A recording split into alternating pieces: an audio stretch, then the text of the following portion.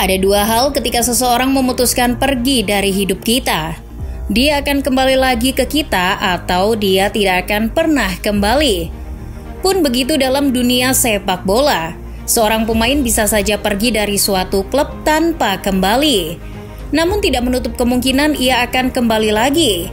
Misalnya Cristiano Ronaldo. Pemain Portugal itu pergi dari Manchester United tapi akhirnya kembali ke Old Trafford. Hal semacam ini juga terjadi pada sosok manajer atau pelatih.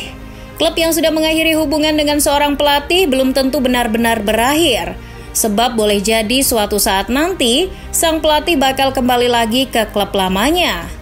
Nah, berikut ini adalah pelatih yang kembali ke klub lamanya tapi tetap mendulang kesuksesan.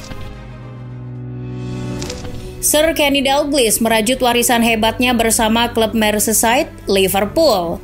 Sebagai pemain dari tahun 1960 sampai 1970-an, Kenny Dalglish menorehkan sekurang-kurangnya 345 gol dari 850 penampilan selama berseragam The Reds. Pemain Skotlandia tersebut pun menjadi salah satu pemain legendaris Liverpool. Dalglish selalu diangkat sebagai manajer. Uniknya pada tahun 1985, ketika diangkat sebagai manajer, posisi Dalglish sebenarnya juga masih seorang pemain. Oleh Dalglish, Liverpool disulap menjadi raksasa di Liga Inggris. The Reds menguasai Liga Inggris dengan setidaknya menyabet 3 gelar Divisi 1 yang sekarang Premier League. Tidak hanya itu, 2 gelar Piala FA juga ia persembahkan, sebelum akhirnya memilih mundur sebagai manajer setahun sebelum Premier League ada, yaitu 1991. Setelah tak di Liverpool, Dalglish pernah menjadi pelatih Newcastle United, Celtic sampai Blackburn Rovers. Namun tahun 2011, ia akhirnya kembali menukangi Liverpool. Klub yang berantakan di tangan Roy Hodgson membuat manajemen memecatnya dan memanggil kembali Dalglish. Era keduanya memimpin Liverpool, Dalglish mendatangkan senior Darwin Núñez, Andy Carroll dengan harga fantastis. Meski penandatanganan Carroll menyebalkan, setidaknya rekrutan Dalglish lainnya bermanfaat bagi Liverpool, seperti Luis Suarez.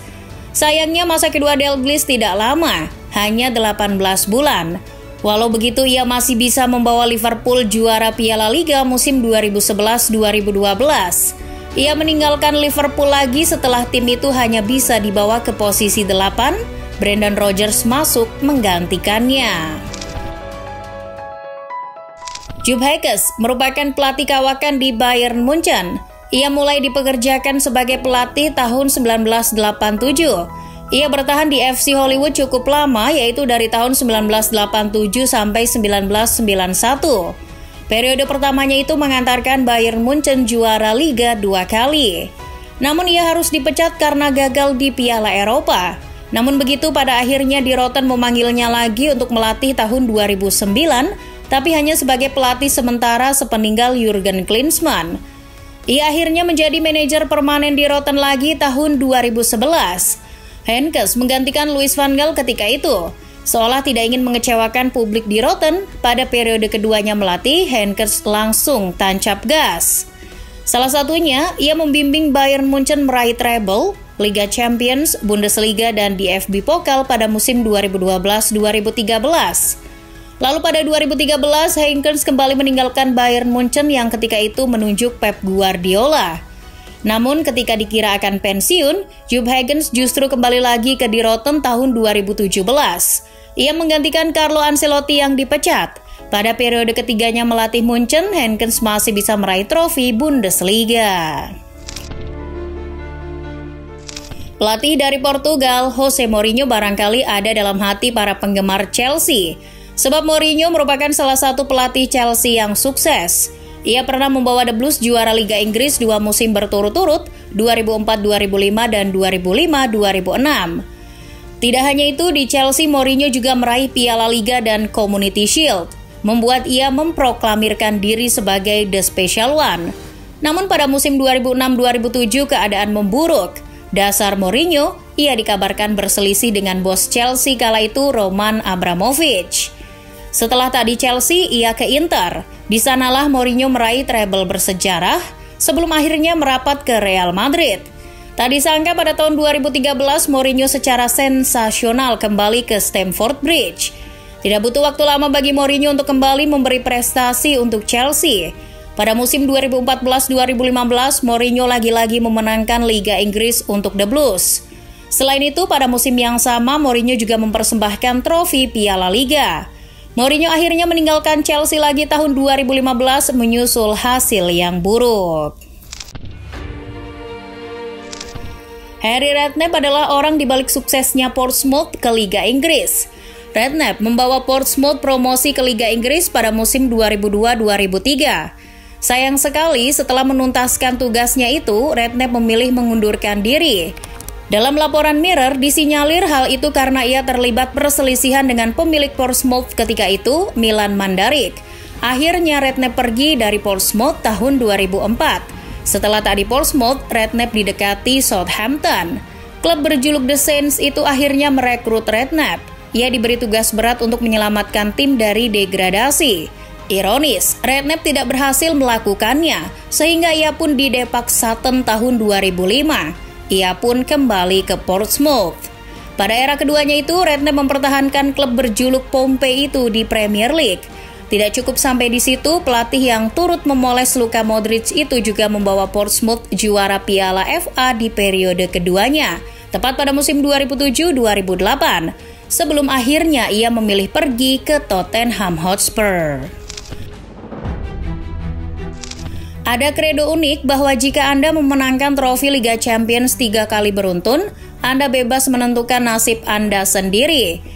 Begitulah yang dilakukan Zinedine Zidane setelah menjalani periode sukses di Real Madrid antara tahun 2016-2018, yang mana di dalamnya mendapat 3 trofi Liga Champions. Zidane memilih mundur. Namun ditinggal Zizou, kapal Real Madrid goyang. Julen Lopetegui dan Santiago Solari yang ditunjuk jadi pelatih adalah bencana besar bagi El Real. Maka wajar apabila Florentino Perez memohon Zizou untuk kembali melatih Los Galacticos pada musim 2018-2019. Zizou akhirnya kembali ke Los Blancos pada Maret 2019. Ia pun memberikan satu lagi trofi La Liga pada musim 2019-2020. Zidane juga melengkapinya dengan trofi Piala Super Spanyol. Ia akhirnya benar-benar pergi setelah musim 2020-2021 tuntas dengan menuduh klub kurang menghormati dan menyebutkan alasannya pergi dalam sepucuk surat. Sama seperti Zizou, Fabio Capello menjalani 2 era di Real Madrid.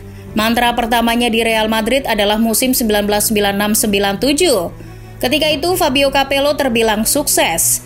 Ia membawa Los Merengues juara La Liga. Namun masanya di Real Madrid ketika itu singkat. Walau juara La Liga, perselisihan dengan bos El Real, Lorenzo Sanz, tak bisa terbendung. Lucunya kedua orang ini berselisih karena berdebat soal posisi yang harus dimainkan Raul. Capello pun akhirnya pergi dan kembali lagi pada musim 2006-2007. Pada periode keduanya, Capello menggembleng Los Galacticos, meski dengan metode sepak bola pragmatis yang sangat membosankan. Walau demikian, di era keduanya, Capello berhasil mempersembahkan La Liga musim itu dengan cara yang dramatis. Kemenangan atas Mallorca membuat Los Galacticos finish peringkat 1 di atas Barcelona.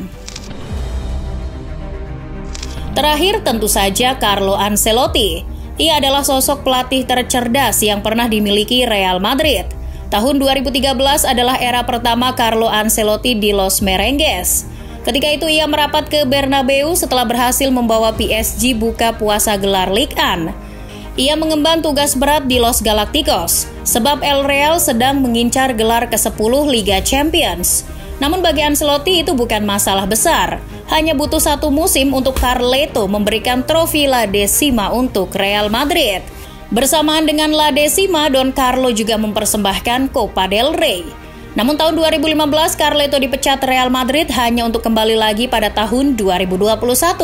Periode keduanya, Ancelotti kembali membawa Los Blancos juara Liga Champions. Lalu ia juga melunasi hutang Liga Spanyol untuk El Real. Di era keduanya, Ancelotti juga memberikan trofi Piala Super Spanyol dan Piala Super Eropa bagi Real Madrid. Jadi, lengkap sudah trofi yang diberikan Ancelotti untuk Los Galacticos.